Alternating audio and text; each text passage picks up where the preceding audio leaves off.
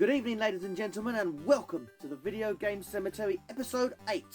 And today we're going to be doing an episode on a favourite classic of mine for the original Nintendo Game Boy. Teenage Mutant Ninja Turtles, Fall of the Foot Clan. Now, alongside the original Tetris, Spud's Adventure, and Pac-Man on the Game Boy, this was one of my original Game Boy titles, the first ones I ever owned. And let me just say, as a Turtles fan, as a child, I fucking loved this game so much. Fall of the Foot Clan is the first in a trilogy of Turtles video games released on the original Nintendo Game Boy. The first three games all have similarities to each other, with the exception of the third being a more Metroidvania style game.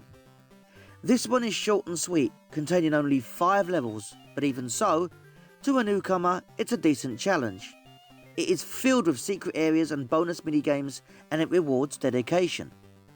It was published in 1990 by Konami in Japan, and 1991 in the EU, back when Konami was still a great company and releasing amazing games like Castlevania. But in North America, it was published by Ultra Games in 1990. It was released in Japan, North America and UK, and its box art was taken from the cover of the Archie Comics adaptation of the first Ninja Turtles movie, which was also an absolute classic.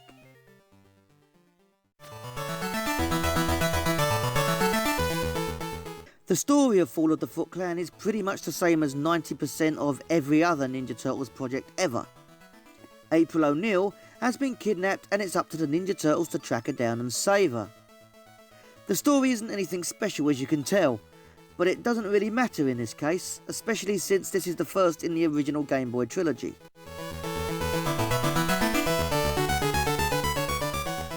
For the most part, Teenage Mutant Ninja Turtles Fall of the Foot Clan is a side-scrolling beat-em-up. That is, you walk from left to right, mashing the attack buttons to kill attacking enemies. At the beginning you get a choice of which of the 4 turtles you choose to play as. You can pick any of them to use, but if you die with that turtle, he will become captured, and you'll no longer be able to use him in the rest of the game.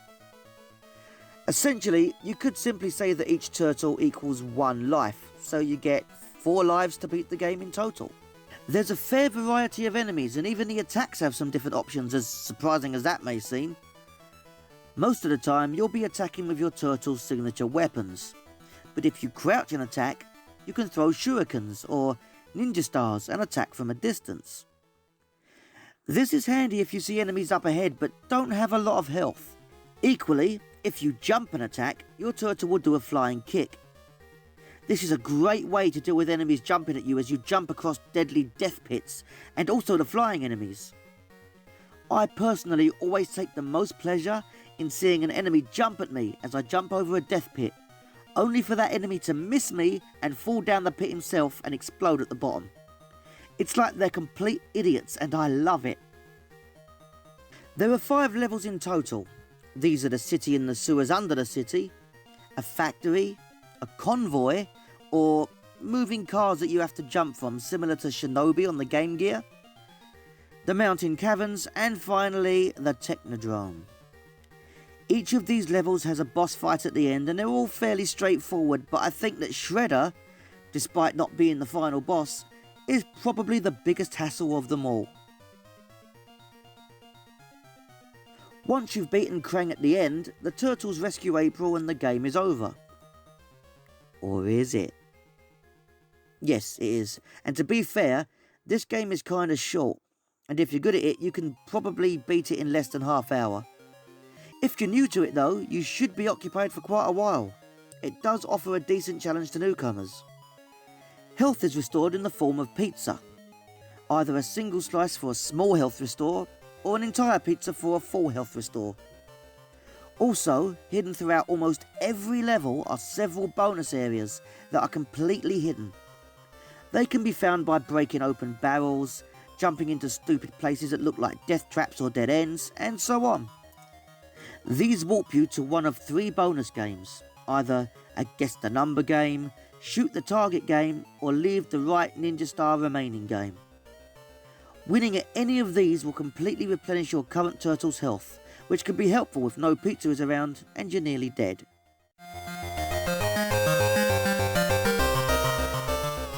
The graphics and sprite art are something I've always really loved about Fall of the Foot Clan.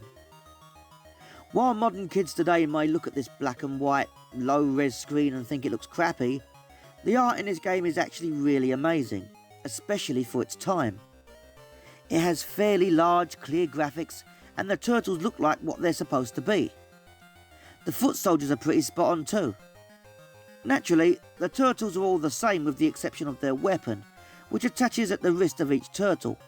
But even as each turtle walks, they swing or spin their weapons uniquely for each of them. This is nice attention to detail. The stages all look really nice too. The convoy level is especially impressive, and nothing feels or looks much cooler than reflecting an enemy's projectile with a tiny ninja star, even if that projectile appears to be a bunch of bricks. Do these graphics still hold up? Hell yes they do. And although they may be black and white, it really doesn't matter. The game looks fantastic in monochrome, and it has been designed with that in mind, so nothing looks messy, so to speak.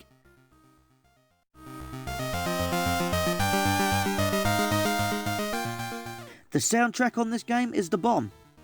A lot of the time, you'll be hearing the Teenage Mutant Ninja Turtles theme music from the original animated TV show.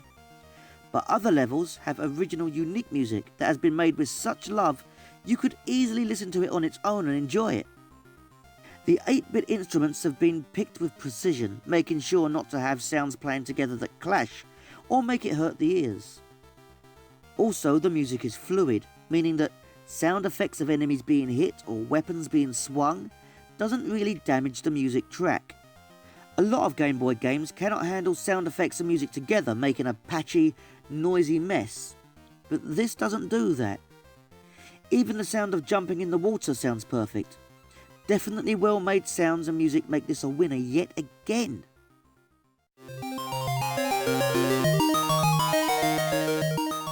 Obviously, this game is only available on the original Nintendo Game Boy. Unless you're into modding and bootlegging, then you can play it on pretty much anything. But it is legally only on the original black and white Game Boy system. It's not very common, but it's not very rare either.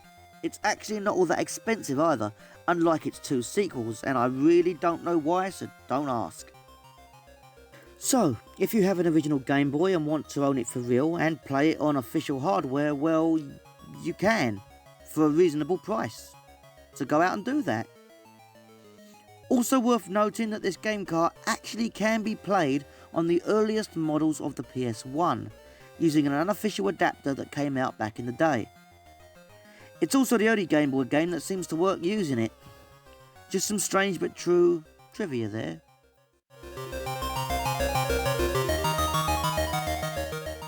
Overall, I have only positive things to say about Fall of the Foot Clan. Of course, it is a bit short, but for its time, it was large enough for those who have never played it before. And it can be quite a challenge. When I first got it as a kid, it took me ages to beat it. Hell, even my mother was able to beat it before me. So I think that yeah, it's pretty much just right for the first in the series of Game Boy Turtles games. The graphics are nice, the music and sounds are sweet and pretty much spot on, and the gameplay is very smooth and everything is very fluid, as I stated earlier. One thing it does lack, however, is a lot of replay value. There are no collectibles, there's nothing to unlock and nothing you can do differently really on a second playthrough. But other than that, it does what it's supposed to do. It's a solid, short but sweet beat 'em up about the Ninja Turtles. What more do you really need? I would definitely recommend picking this up if you haven't already. It is, after all, my favourite Ninja Turtle game of all time.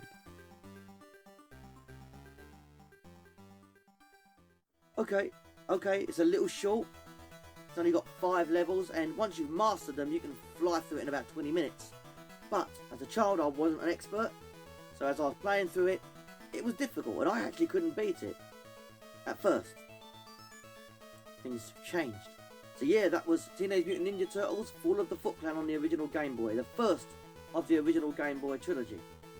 And it's still, in my view, the best of the 3. Honestly, it really is. Thank you so much for watching episode 8 of the Video Game Cemetery. I really do appreciate it. I appreciate the support. I have another video coming later this month. and then I'm going to have my final episode of Series 1 in December, so you could call that maybe my Christmas episode, if you want to call it that. It's not going to be Christmas themed at all, but you can call it that. Please leave a like, comment or subscribe, or even share. If you can just do a share for me, it's well appreciated. You're not forced to do it, you don't have to do anything, just watching it was respect enough, and thank you. But if you do, it does help my channel, and I appreciate that so much. That's all for today for the Video Game Cemetery, and I'll see you all next time. Peace.